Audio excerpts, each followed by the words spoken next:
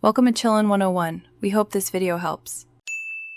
In this video, I will show how to make caramel syrup at home. First, let's gather our essential ingredients and equipment.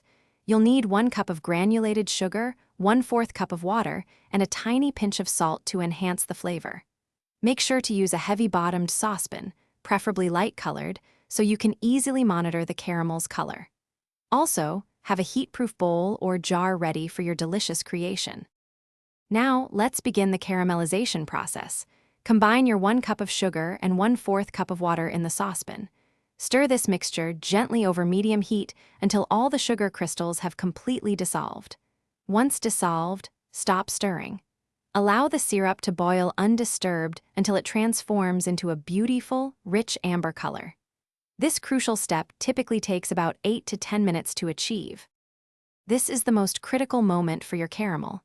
Keep a close eye on the syrup, aiming for a deep, golden amber color. It can go from perfect to burnt very quickly, so be vigilant. As soon as it reaches that ideal shade, immediately remove the saucepan from the heat.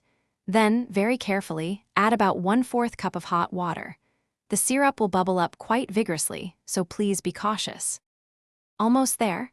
After adding the water, stir the caramel gently until it becomes a smooth, uniform syrup. Once it's beautifully blended, carefully pour the warm caramel into your prepared heat-proof container.